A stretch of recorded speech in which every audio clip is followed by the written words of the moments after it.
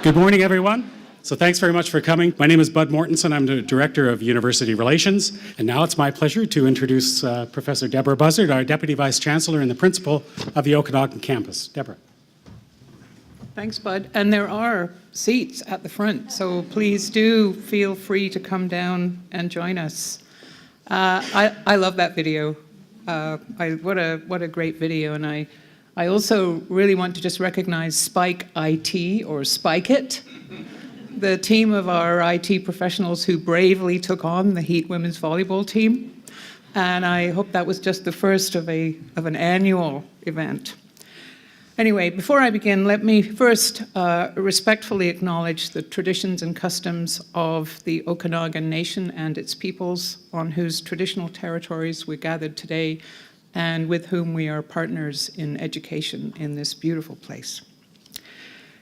Before I commence the content part of my remarks, I must take a moment to pay respect to the members of our community who have died over the past year. Tragically, this year, we lost 2 undergraduate students.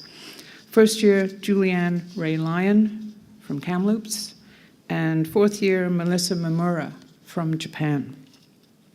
And with a heavy heart, I also recognize the passing of dear friends and colleagues, including Professor Emeritus David Strangway, Professor Emerita Claire Budgeon, and Professor Emeritus Bill Neelams. Please join me in a moment of silence to reflect on these colleagues, friends, and students who've had such an impact on our campus.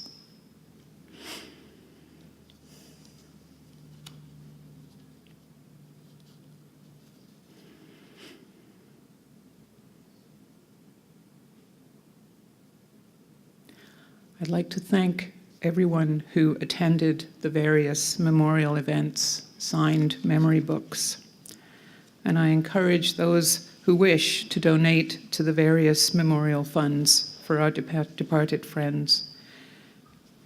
Particularly, I would say the Dr. Claire Budgeon Memorial Fund, which supports a nursing scholarship in her name. It's great to see so many of you here today. I arrived at about 9 o'clock. I thought I was late, and I was disappointed to see only about 12 people here. So it's actually a relief that I was wrong and that you did show up. Yes, it's great. This is an opportunity to report back at the end of the academic year. And once again, just as that video showed, it's had some major milestones. We saw the installation of our new president, Santa Ono, my 4th. By now, you will all have a sense of what a breath of fresh air he is. He's a rock star to our students. People want to run up and take selfies with him when we're out. Like, I don't know. It's weird. It's just not what I've been used to. Hanging out with a rock star. Anyway, you have had a chance to engage with him, probably, and you've certainly had a chance to engage with the beginning of a new system-wide strategic planning process. These are really exciting and positive times. We also have a change in our Okanagan representation at the Board of Governors. And I'd like to congratulate Professor John Claronimus and Curtis Morecambe, who are the incoming faculty and staff representatives for the campus, as well as Terry Zhang, who has been re-elected as our student representative. They're going to be onboarding this spring. And that signals that Michael Treschow and Shannon Dunn, and are either of you here? No? They have served as our representatives with great distinction, both for 2 terms, I believe, and have done exemplary service representing us at what is a very important body. And I can assure you that they've done a really wonderful job for us, so thank you to them. I'd also like to welcome a couple of new faces who joined us this year, including Professor Marie Tarrant, who's the new director of the School of Nursing, and Dave Waldron, who just recently joined us as the director of campus planning and development. As we welcome new colleagues, like Murray and David, we also, of course, always are saying goodbye to a few people every year. And there's someone who I'd just like to do a quick shout out for who, as you now know, I believe, will be taking a well-earned retirement in July, and that's Pauline Brandis, and I know she is here.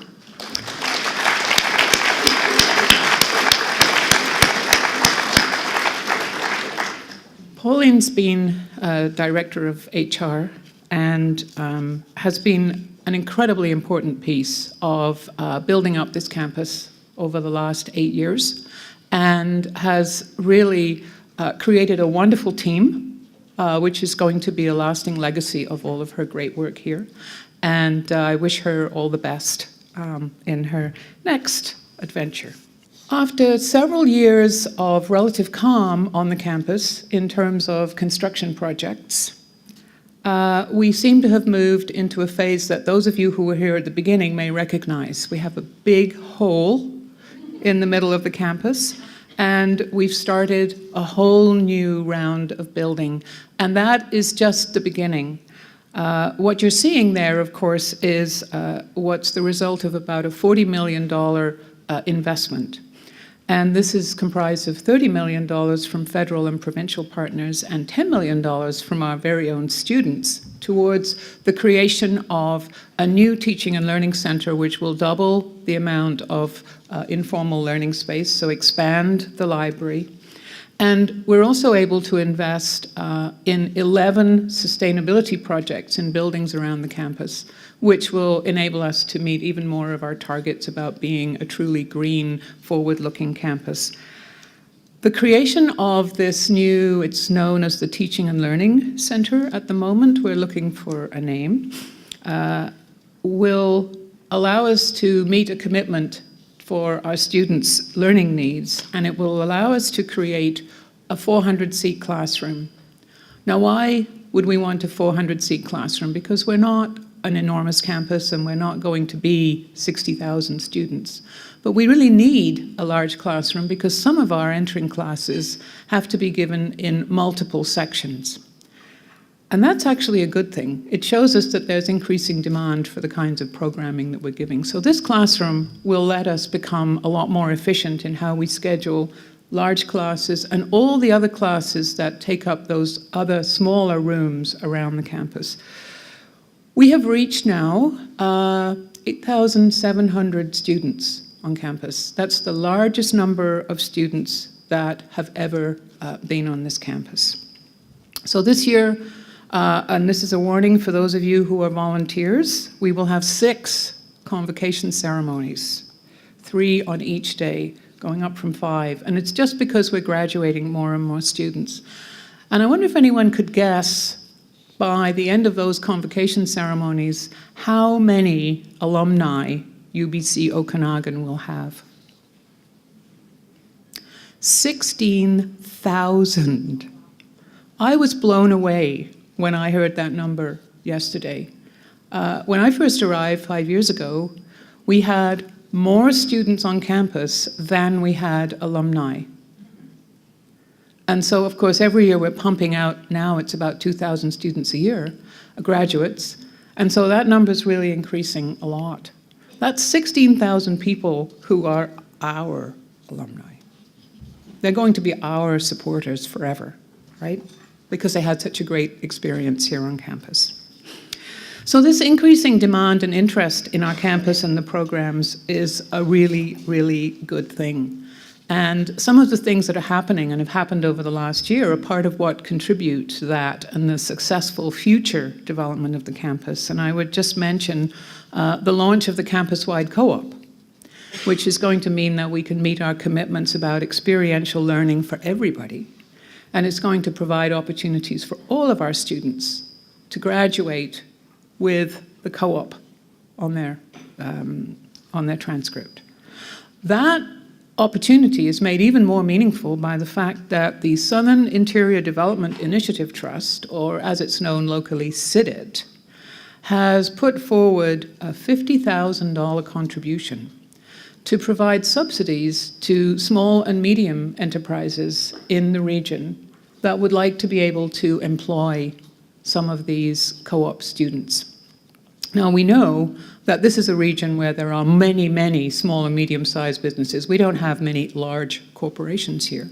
Those companies are exactly the place where we want to place our students, because we know that companies very often want to hire in the people they hired as co-op students, and that this will create long-term employment opportunities for our students, and it's a way of us infiltrating the new thinking that those students bring into those traditional small businesses here in the Okanagan. So I think that's a really exciting and very visionary thing for the Development Trust to have done.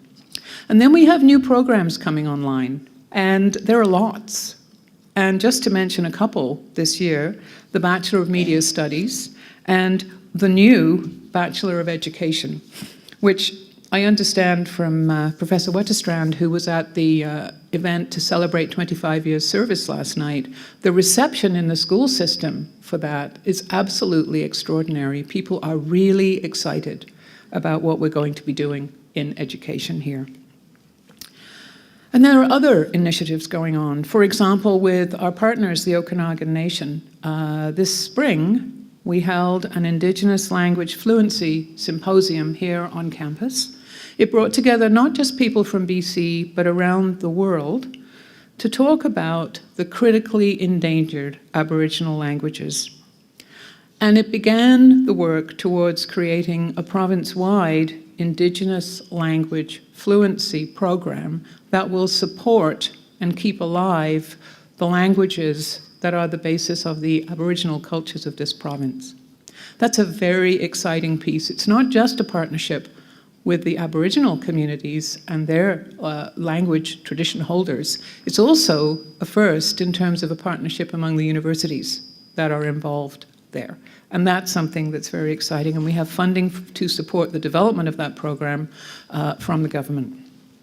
And the other thing I'd like to mention is what's called a Bridges Aboriginal Youth Employment Initiative, which is led by our Institute for Community Engaged Research in partnership with the ONA to identify best practices to support Aboriginal youth facing barriers to employment.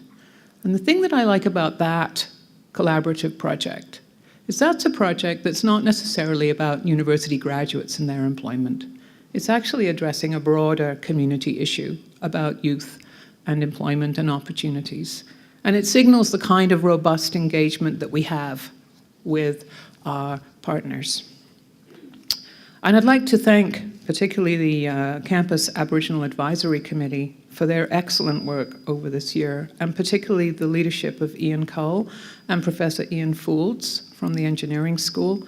That committee is making extraordinary strides, and I'm very much looking forward to seeing the next step in their work towards implementing the recommendations of the Truth and Reconciliation Commission and furthering the indigenization of our campus. So I see Ian is here. He's trying not to be noticed, but thank you, Ian. Don't see the other Ian, but please pass on the thanks also. Research is just as important on this campus as the education and the outreach that we do. It's really at the heart of our activities as a university. And here also, we've been making enormous strides. And Phil Barker has been leading the development this year of a research support strategy, and I want to thank him and all the deans for their terrific work over the past year. Important, indeed transformative work is happening here and has been happening right from day one at UBC Okanagan. We are impacting communities locally, globally, and we really are just getting started. There were some great highlights of research, and I see them in following the press and some of the announcements that come out with information to the campus and the Exchange newsletter. But some of the things that caught my eye were the pine beetle management work, the work on the medicinal use of cannabis, studies around wildlife-human interfaces, forest soils, because my Aggie background is portraying itself here, sleep apnea, the potential to use snow to reduce air conditioning costs, and even a piece of research that bothered me a little bit, which was on the very effectiveness of a lecture as a way of communicating. Challenging ourselves is very important. Some of you may have noticed a sign on a fence along the route into campus for something called the UBC Innovation Precinct. This is something that was identified in the 2015 campus plan. It is a 30-acre parcel of land that looks like it's part gravel pit and the edge of the airport industrial park. It is, in fact, university land, and we have identified this as a place for partnerships, collaboration, cooperation with enterprises that share some of our academic and research objectives. And a place for us to work with community partners in ways that will further both our aims, the academic and research aims, and contribute to the economic and social development of the region. So it's another sort of embedded community partnership. So planning is now well underway, and one of the first projects that we see is a partnership with Boeing Aerospace, commercial division, and a BC-based aerospace company called Avcor to create a facility for manufacturing, teaching, and research around advanced composite components for things such as Boeing 787s. If you've flown on one of those, you'll know they have rather flexible wings, a little disturbing when you look out of the window. They are made of what are known as advanced composites, incredibly lightweight and strong. The problem is that for every 2 that you make, you throw 1 away because it doesn't meet manufacturing standards. And so there's a critical need to advance understanding about how to make manufacturing more effective. Boeing lose more than $20 million on every plane they sell at the moment. So it's a big issue. This factory is the equivalent of a teaching hospital. It will allow them to actually do the kinds of things that manufacturers need to do, and us to have access for research and teaching.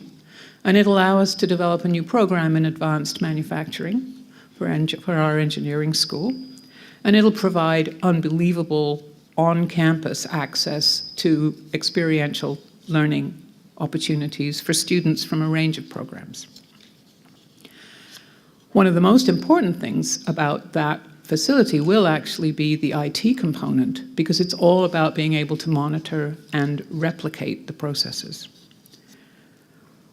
One of the things that makes this campus truly unique is, in fact, the close relationship we have with communities, be it Okanagan Nation, aerospace, interior health, education, whatever. That kind of relationship is actually something that's very special here. It's not enjoyed by our sister campus in quite the same way we have enjoyed it. And in my experience elsewhere, I've never seen anything that was quite as robust as this.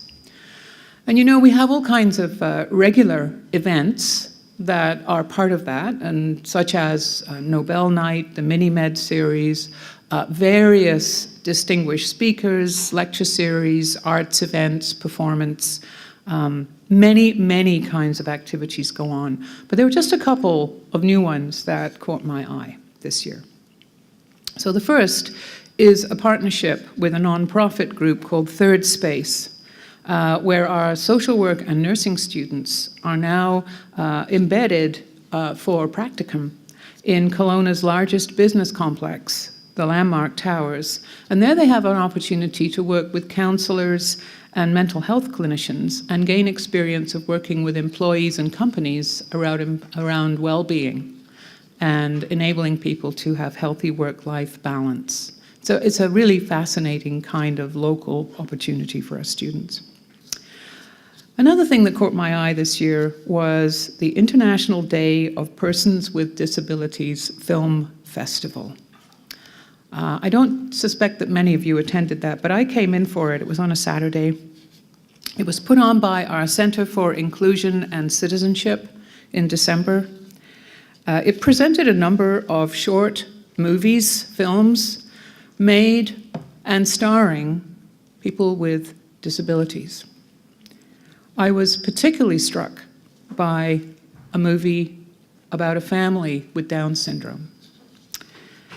I really want to congratulate all the people who worked to bring that event here, and I would like to hope that it was just the first of an annual series of such a kind of event here on campus. And it's exactly the kind of thing that our new Teaching and Learning Centre will be a great space for, with a 400-seat theatre and public space that allows for the community to come in and engage with us and think about important issues. And finally, I'd like to thank those involved in the annual athletic scholarship breakfast. Aside from starting obscenely early in the morning, it's a great event. It raised $75,000 this year, which brings the scholarship endowment to over $800,000 for our student athletes. That's really amazing. So huge congratulations to our HEAT athletes, the athletics and rec staff, the volunteers, the coaches, and our development team who actually make that event happen every year. It's wonderful, and let's go for $1 million. I really think that's just going to be incredible. $1 million endowment in aid of that program. So now I move to a regular feature of my remarks, which is my biannual cycling update. It's a preemptive move on my part. So, no, before I do that, there's one other recognition that I would like to make. And that is, last month, I had the privilege of accepting on behalf of the campus a Canadian Forces Liaison Council Provincial Award of Excellence from the Honourable Judith Guichon, the Lieutenant Governor of British Columbia. The award was given to UBC Okanagan for recognizing our support of armed forces reservists who are amongst our employees and students. I should say I believe we have more than 8 employees and students who are part of the BC Dragoons. We were nominated by the commanding officer of the Dragoons, who is our very own Lieutenant Colonel Mike McGinty, who moonlights in our security and risk management function. And I would like to congratulate Shelley Kayfish, who was named in the nomination for her support of his work and others here at UBCO. It's a very special thing, so thank you, Mike, for nominating us and for all the work you do. Do you know that we don't have regular army here in British Columbia? And we are dependent on our reserves. And I know from my own experience of living through an ice storm in Eastern Canada that actually the only way that Montreal and that region was able to keep functioning and that people had warm shelter was because we had the army come in and actually were able to put in place generators and those kinds of things you need in a big emergency. So the reserves matter. They really do. So now to cycling, the really important stuff. There are 2 new routes in place. Yay! Bullman Road opened in September, so it means that cyclists don't have to cross that dreadful overpass to come to campus. It's a modest but an important step. And Academy Way is now fully open, connecting from the campus to Sexsmith Road. I understand it's a challenging ride. But maybe we can arrange for some sort of zigzag path to go alongside. There are 2 further cycling connections that are very well along in the works. The first is the multi-use pathway to be along John Hindle, and the second is the Okanagan Rail to Trail. Both of those are actually well underway now.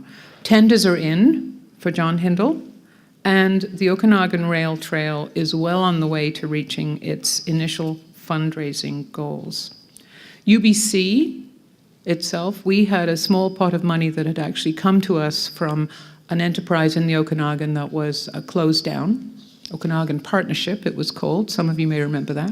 They transferred a small residual fund to us, and we thought that was a perfect place to move that on. So UBC has contributed to 62 meters of the trail. And some of us here and some of you have contributed. Please do Buy yourself a meter of the trail, you'll feel good about it. The government has supported it, Bike BC, Canada 150, and we understand that we will have a crushed gravel pathway along the entire route by the end of 2018. So that'll be in place, and there's plans in, of course, to pave it going forward. In conclusion, this town hall is not only a chance to think about the past year and to look over the past few years and to talk about how we're tracking in our planning towards our ambitious objectives. It's more importantly an opportunity to just look forward for a minute as we begin a new presidency and launch a university-wide strategic planning process. Despite the UBC leadership changes of the past 3 years, this campus has been able to continue with its positive development, rolling out Aspire visiting process and campus-wide academic, research, and physical planning, and beginning a new phase of campus development with the library, the innovation precinct, and I should note early stage planning for new residence buildings on campus and other facilities getting underway. I'd like to take the opportunity to thank everyone, particularly the leadership team, who've kept things moving and advanced these plans and projects so successfully. We're actually in a very strong position now to move forward with this system-wide planning. We have record numbers of graduate, international, and Aboriginal students, and over the past 5 years, we've increased our annual research funding by more than 60%, in a period where in Canada research funding has stayed relatively stable. We completed that ambitious development campaign, raising more than $100 million, which has advanced some of our efforts to provide supports for students and research here. And, as you saw at the end of that little video, we held our own in the eyes of the world while we played hosts to the Duke and Duchess of Cambridge. Who would have imagined, ever, I never would, that the future King of England would decide that this was just the place they needed to visit and the only academic institution they would visit while they were in Canada? Us. Wow. It was quite remarkable. Taken together, all of these things signal a growing confidence and a growing recognition of what we can do here as a unique learning community here in the Okanagan. And let me just finish by saying it's been a privilege to be part of this community as we go on this journey through startup and transition and building to what we will be in 50 or 100 years' time. And I want to thank all of you here for all the very special roles that you play, because everything that we do on this campus counts together to make us this very special place that we are. From the way that the grounds are kept, to the food that we serve, to the way that we treat our students, to the way that we are able to engage with our communities, to the way that we receive parents when they entrust their students to us, which they do every September. We all make this the kind of campus that we are and that we aspire to be even more and in an even greater way over the next 10, 20, 50, 100 years. So thank you for where we are now, and it's going to be a blast to keep working on this, and enjoy the summer, because it's going to be really wild when we start up again in September. Thank you all.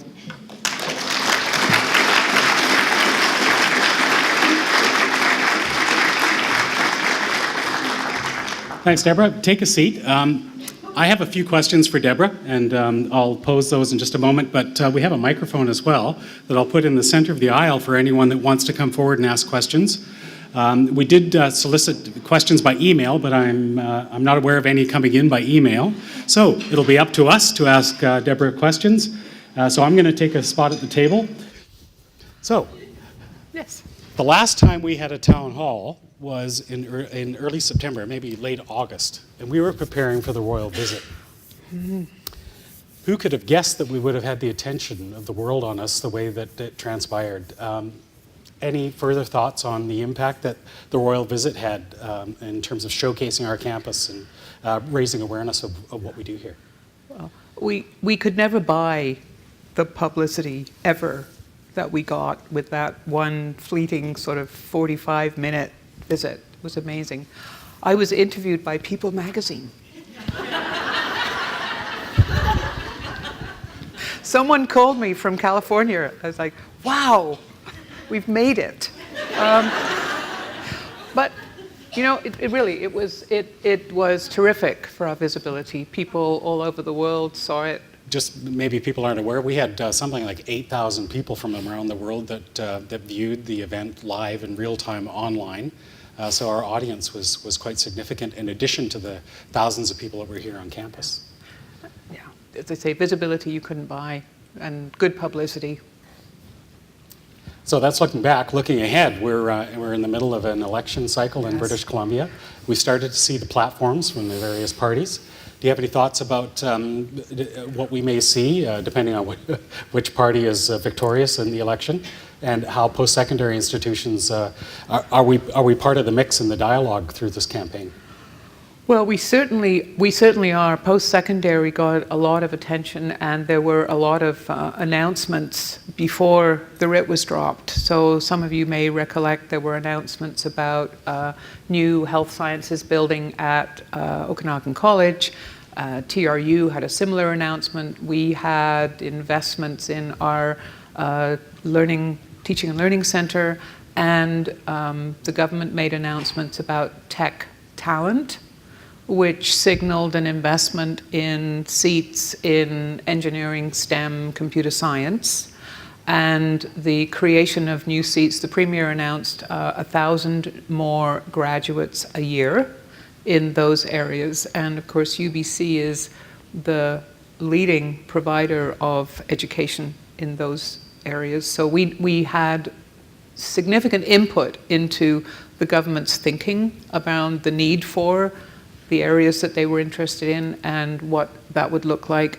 And I would say that that is very much tied to our planning for the Learning Factory. So those were all announcements of things that effectively went into a platform. If you look at the platforms of the parties, they're pretty light on post-secondary.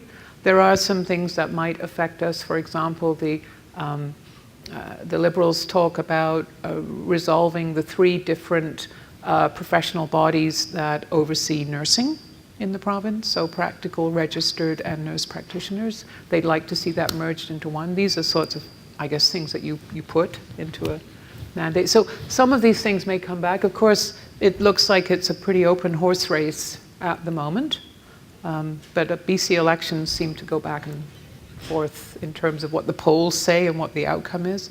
So no predictions. The other platforms are not very specific about any kinds of investment. So our campus has certainly benefited Just one more thing. The other thing that was a very significant piece, sort of a one-liner, was increasing medical seats, and that identified our campus by name. So, yeah. Over the past 5 years, we haven't seen a lot of construction on campus, but I know that upon your arrival, I think you were able to be part of the opening of 3 buildings within a few months. And we have the Teaching and Learning Center under construction, the Transit Exchange coming. So over the past year, what do you think has been the big challenge and maybe one of the big success stories from the past 12 months? Well, for me, the big thing really was, it was about 3 years ago now that the students committed by referendum to contributing over an extended period, but up to $10 million to expand the library, the More Library campaign. And it was a necessary condition to get the students to say it was their top priority, to be able to go out and start trying to get government support and fundraising and institutional support to actually double the size of the library. We went through 18 months where I felt that we were pushing a rock up a hill and there was no short-term willingness to support that. And I had a couple of meetings with, government people who said, well, we don't support libraries. We don't do libraries. We do programs. We do, things to meet new programming. So over the period, we tried to make our project look like what they wanted to fund. And we were very fortunate that the SIF program was put in place, the investment program was put in place by the federal government with provincial matching funds. And that project, our library, now Teaching and Learning Center project, was in a very sweet spot. And it was extraordinary. We did exceptionally well. We got very good support from the federal government, and the province, let me just tell you, there's a slight difference in size between our campus and Vancouver. The province made its SIF contribution equal to both campuses. That's fantastic. What it meant is that we were immediately fully funded to go ahead and build the library. And I will say, I had been thinking maybe we'll do it in 4 or 5 years, but we were able to actually start digging. We started in December. So it's extraordinary that we've been able to bring this project through, get it fully funded, and now be building it. And we're using something which is called design and build simultaneously, fast track. It's absolutely terrifying. We have various working groups who are designing and concerned about things like the big classroom. We want to make that so that it doesn't have any fatal flaws. We want to make it a lovely, everyone's ideal teaching space. Because it's not easy to teach in a big class. You want a room that really works well. So we've engaged a group of our thinkers, academics, Teaching and Learning Center, around what that means, and colleagues from Vancouver. And that's been scrambling along with various iterations of what would make a great 400-seat classroom, and doing that at the same time as they're actually digging the foundations. So there's huge pressure, but it's going to be great.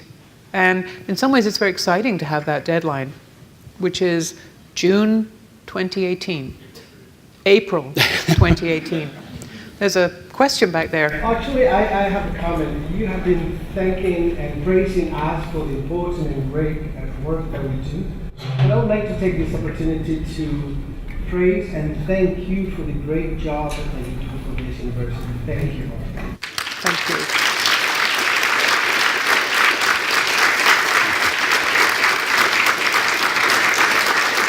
Thank you. Thanks for that. So the microphone is here. Are there any questions from the audience?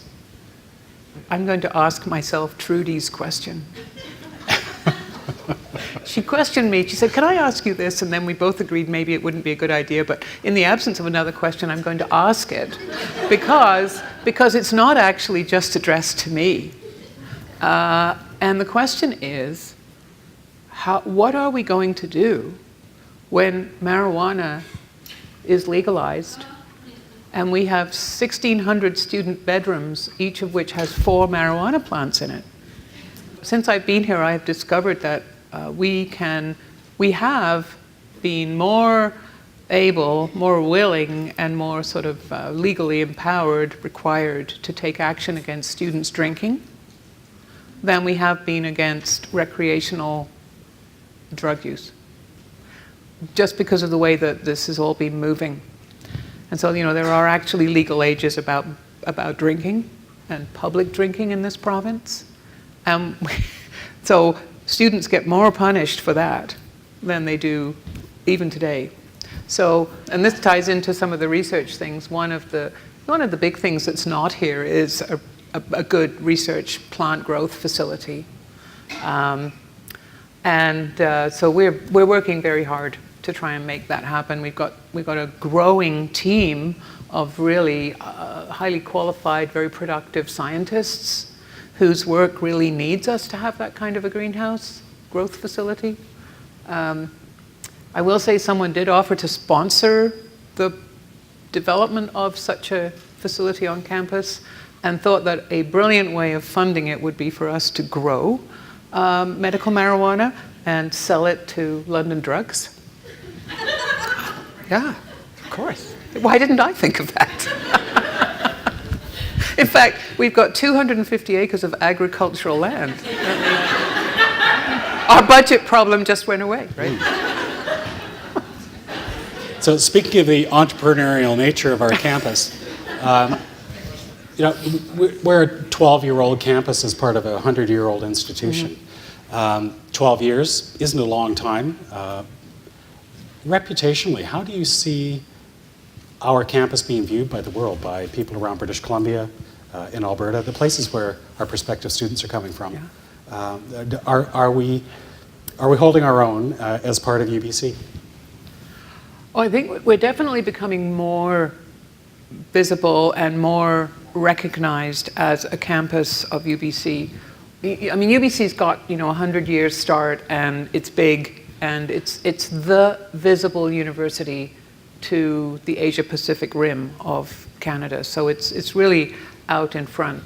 Actually, on the east coast of Canada, most people think UBC is just another kind of ordinary provincial school out in the far west.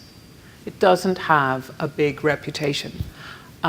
So there's room for us to become perhaps well known for being the Okanagan. And if you think of things like the University of California system, you know, everyone knows there's a UC system, but people talk about Berkeley or San Diego or Davis or UCLA. And my hope is that in 50 years' time, people will talk about Okanagan, and that will be about the Okanagan campus. That we will actually have that kind of a visibility and a reputation. And as I see there is the beginning of that. If you look at who goes to UBC Vancouver, the answer is that more than 80% of the domestic students there are from the Lower Mainland. Only 27% of our students are from this region. UBC graduates, so the big UBC, there are 300,000 of them. 200,000 of them live in the Lower Mainland. Now, just do the simple math. In the first 12 years of our existence, we will have 16,000 alumni. Most of them came from away. They are taking word about our campus back to around the world and across Canada. If we just keep doing that and be a destination campus that people really want to come to from all over, our reputation will grow. And through the work that we do in research, we see more and more people becoming aware of what we're doing. And so I think that over time, we're on the right track. We know that people are beginning to be more aware. We see more students coming who have had we'll talk about, well, other students from my school came, from small communities. So the word is getting out. Yeah, it's good. Very good. You're responsible for some of that. Yeah. Try and keep track of everything.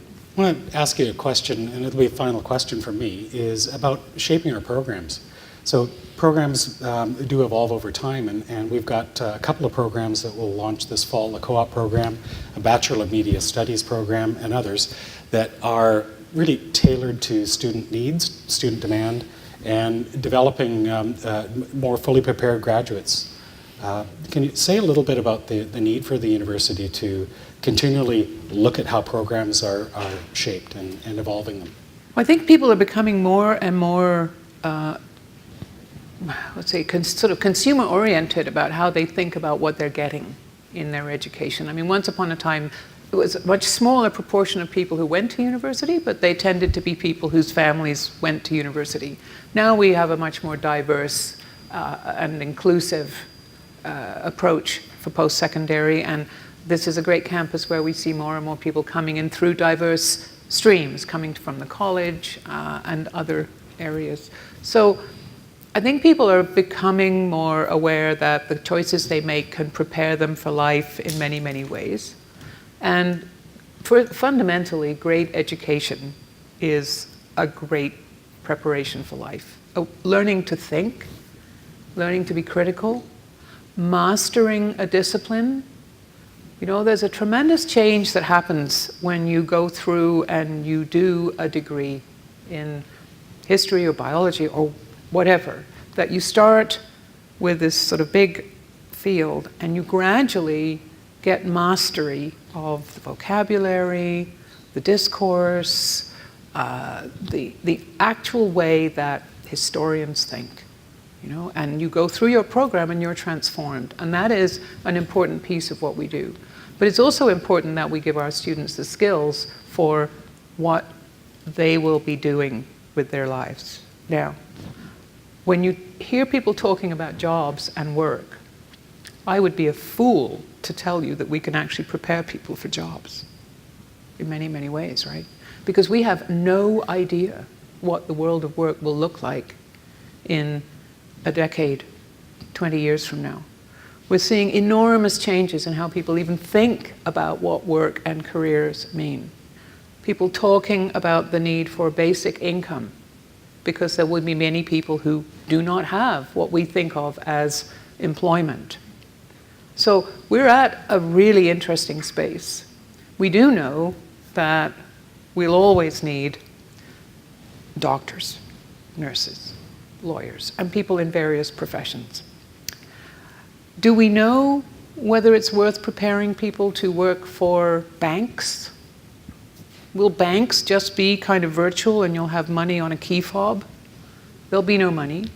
We have no idea what some of these things will look like, but we need to make sure our students are well prepared for all of those, and that also we can prepare people for developing passion and depth of understanding, because that is the strength that will let them be successful in their lives.